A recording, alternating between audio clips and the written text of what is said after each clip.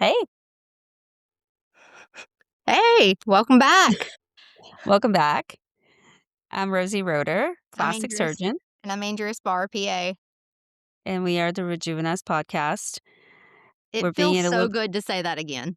it does, but we're coming from a more casual environment today. Yes, Yeah. basically a little relaunch. Yeah. Well, we've done a lot of things in the past few months, some of it to improve our personal lives, some of them contributing to the world and our professions. So we were in a little break.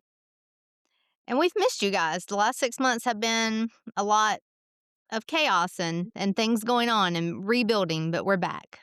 Yeah, absolutely. It just becomes a little bit difficult sometimes to get into a studio, though we're working on that. So we're just going to do it from home because we're not going to let the excuse of not having the studio prevent us from doing this. And that's, I think, the most important thing we've learned. Right. And I think at this point, we should just catch everyone up, Rosie. What's this last 6 months look like for you? Yeah. So in September, I went to Africa. I work with an organization called Access Health Africa. I'm on their board, and um, we do surgeries in Africa and Malawi. So I spent a week there and I took my son this time, which was very exciting. He's 16. He got to see what I do.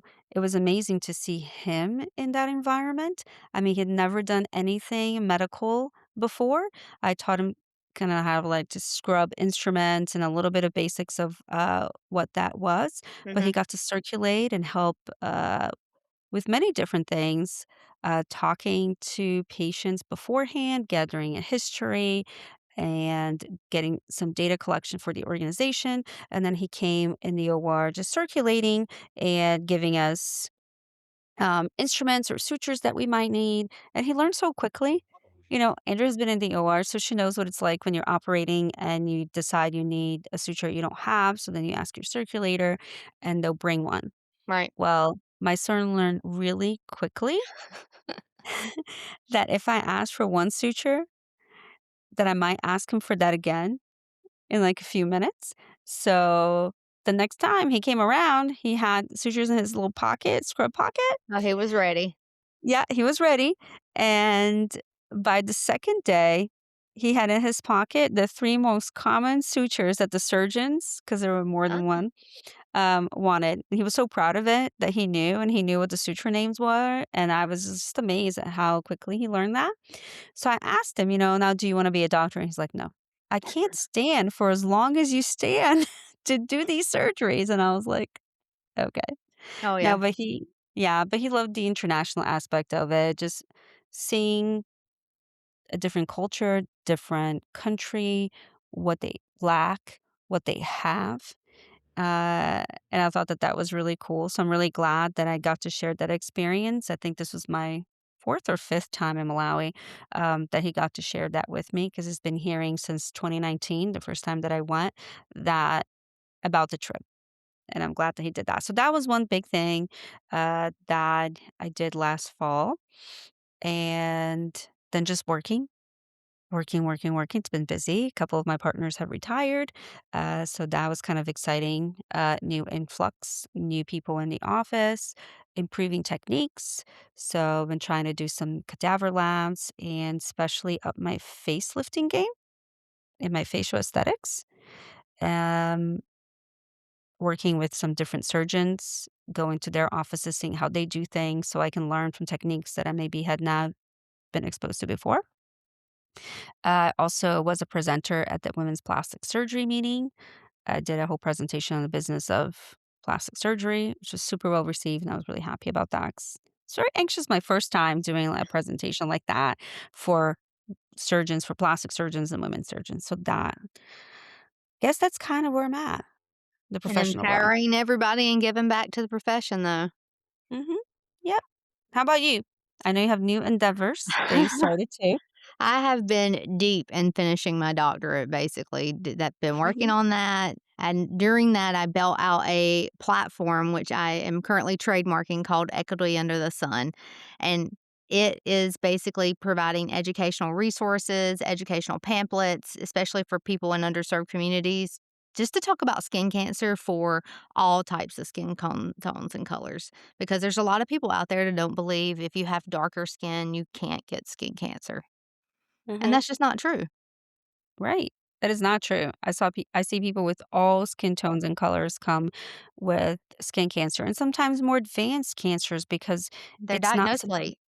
Yeah, they're diagnosed late because they're unaware that this could affect them. And also there's provider biases too, Oh, yeah. right? Yeah. And, besides that, I've been trying to grow my whole dermatology career, trying to learn new things. You don't know what you don't know, and you should always be learning. So I'm trying to learn new stuff. I'm trying to up my game with hair loss because, Mhm. like you said, people have Uh-huh. retired and they were like the hair loss gurus, and I'm trying to take over some of that practice. And, Mhm. honestly, just stepping up into a whole new level personally and professionally. Mhm. And with the hair loss, or the GLP-1s too, right? Like, Yeah. there's so much of one thing that's great can have secondary side effects that then people become aware of in the long term. So I think addressing that is really cool, and having somebody who would specialize in that in the practice is really nice. Right. And the first question I walk into half the time is, so how long you been on a GLP-1? Mhm. 'Cause that's 99% of the people that are coming in for hair loss now, and they just Mhm. didn't realize that it was a legit thing. Yep, that's true. I see a lot of my weight loss patients that come in for body contouring also had thinning hair, and that becomes a secondary concern to them, especially if they lost tons of weight. And the reason they're seeing me as a plastic surgeon is for their skin, but they haven't had anybody to address that. So I always kind of bring it up if it's something that they're interested in addressing with one of our dermatologists. Yep, and I started doing a lot of PRP for hair loss in the scalp too, Mhm. so that has been helping a lot for these patients. So, hopefully, like I said, I'll just keep learning and I'll be the best of the best when it comes to the hair loss game. Mhm. I love PRP to the scalp. I've had it done to mine. I've had it done to mine too. I let them video record it so Oh, I yeah. could, like, show people it's not terrible, but it Mhm. works. Yeah. Actually, because we were doing a training with one of the PAs here, and I'm like, "I'll be your model." Mhm. Yeah, it's great. I mean, it's a couple of pricks, but nothing major, super easy, and I've had some patients have amazing success. Oh, yeah. I've had some good long-term results with patients, and they just come back in yearly for their, their touch-up. Yeah, exactly. So, one thing that I cannot, um, I guess, oversee is the fact that you need maintenance for a lot of these things that we do, Right. and maybe we need to do a whole episode about maintenance, Yes, you and know? 'cause I usually tell my patients, it's not about if and when, it's all about the maintenance at this point. Mhm. You end up on blood pressure medicine, people end up on cholesterol medicine, you're gonna end up on something for your skin, you're gonna end up something for your hair, you're gonna end up on something for your nails because it's just like a car, you still have to fine tune it to keep it going. Yeah. There's just so many people that think what we do is there's a magic bullet, like, you're gonna Mhm. do surgery today, or you're gonna prescribe them this cream, and they can do it just a few times, and then that's it. Like, you get Yeah. that surgery, you're done, you don't have to do anything else. No, there's a maintenance to everything in life. It's like brushing your teeth, you gotta do it every day. Well, I mean, honestly, here we are, we're moving forward and getting back together and what are your hopes for this year for the podcast? I mean, let's talk about what's coming because the season is going to be our best yet. Yeah. Um, One of the things that I really want for the upcoming season is that people feel like they're in their living rooms. I guess we are in sort of our homes right now, Right. but I wanna make it a little bit more inclusive of having the audience, like, in our rooms. So, making it a little bit more approachable, making it a bit more fun. I think we're fun. We're so fun. But I think that this homely environment makes it a little bit less, maybe more little bit more approachable, a little Right. bit less stiff. So hopefully it'll be a little bit more fun that way. Continue to maintain it educational, uh, but continue to insert our personal experiences into things. I keep getting questions about a lot of different controversial topics in plastic surgery, and Mhm. I think I've stayed away from them. Maybe I'm going to be a little bit more exciting in bridging into those and things that um, will bring different kinds of people in. But we're at a time where the views on bodies are changing quite a bit. The things Mhm. that I'm being asked are different. there's a lot more people wanting to remove their implants. They want to hear about breast implant illness, either because they want their views validated or dispelled. There's an audience for both, but then there's just what there is out there about that. I think it's an important topic because I see that a lot. Um, I think a lot of the big surgeries, I have a lot of patients coming to me wanting to have like 5 or 6 things at once, and why that is maybe not necessarily the best things for them. So talking about staging operations, and that not what you see on Instagram was not necessarily always done like this Yes. in one sitting, and why that may be actually detrimental.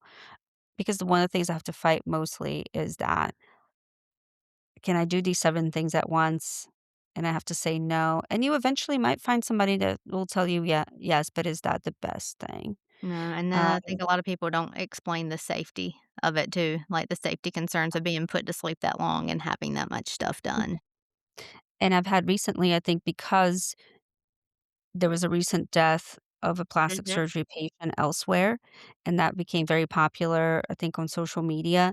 And I've had patients calling who had surgeries booked saying, could that happen to me?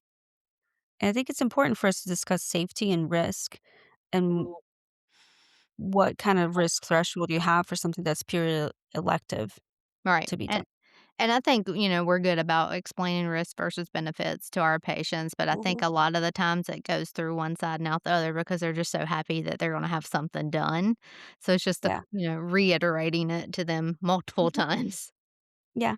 And like I said, I'm really trying to up my facial aesthetic skills and practice. I do a lot of facelifts.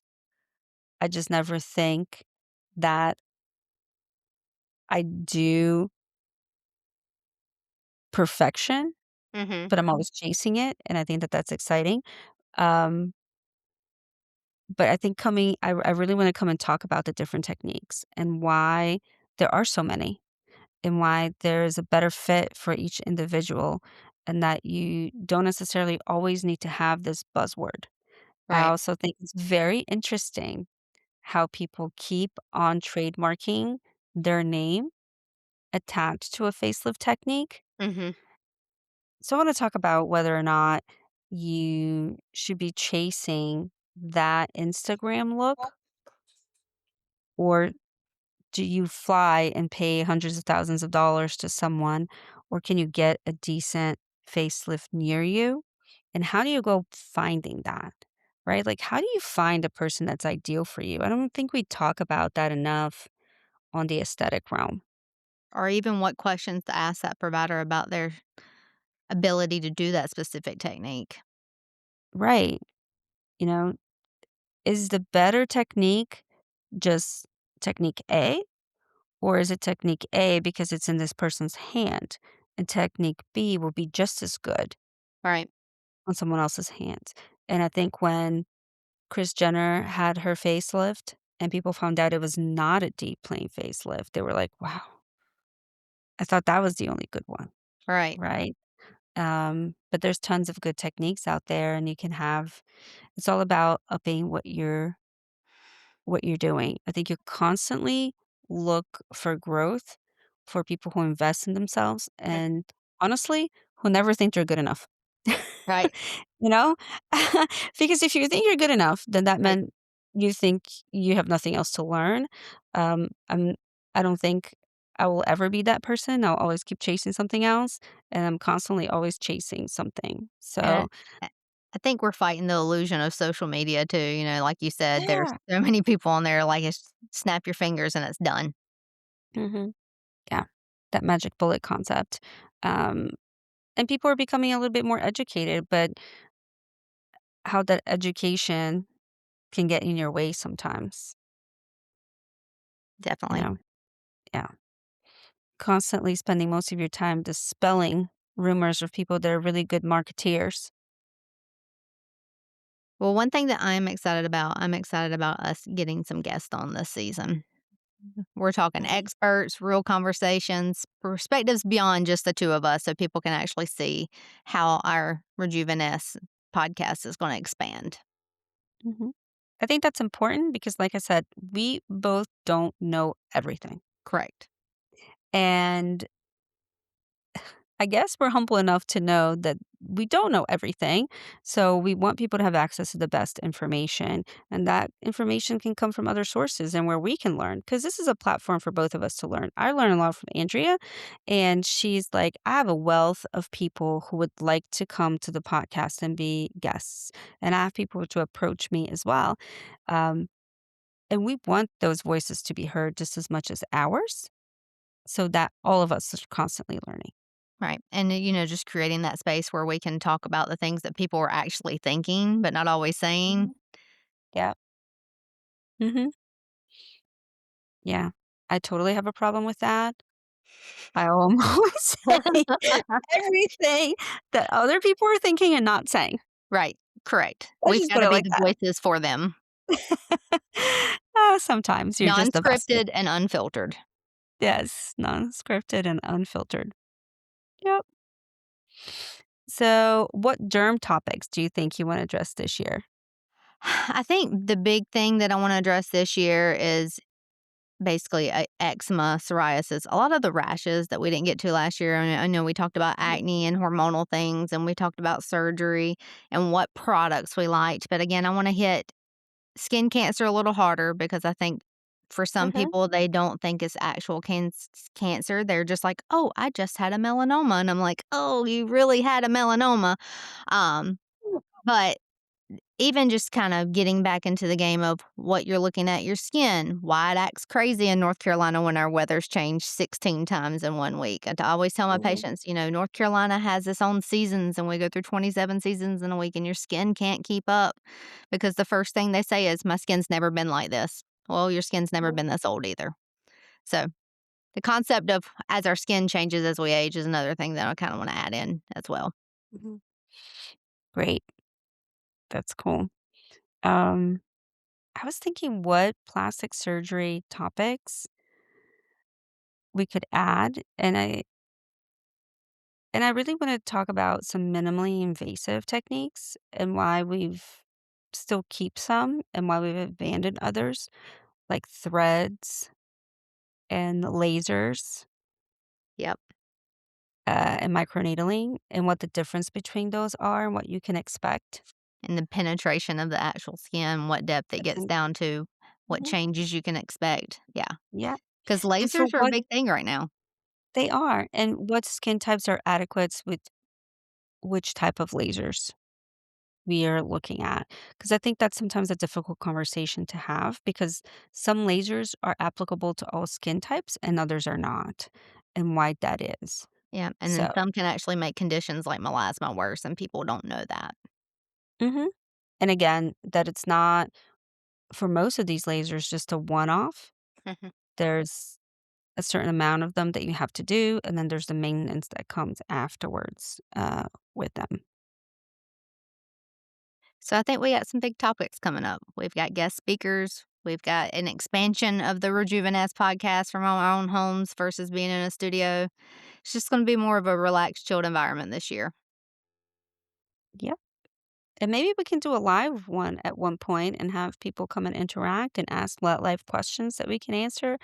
I think that might be a good addition, on a weeknight, for example, where we Yeah. decide to just open for Q&As. Oh, yeah. I'm sure we will have plenty of people that would want to do that. All right. So if you've been here since the beginning, we want to thank you for sticking with us. And if you're new, this is just a perfect time to jump in because bigger and better things are coming. Yeah, can't wait to have you follow us and continue to listen in. New season, new energy. The best is yet to come with Rejuveness Podcast. So don't forget to like, comment, and share and tell all your friends about us. Yeah, we'll see you guys next time.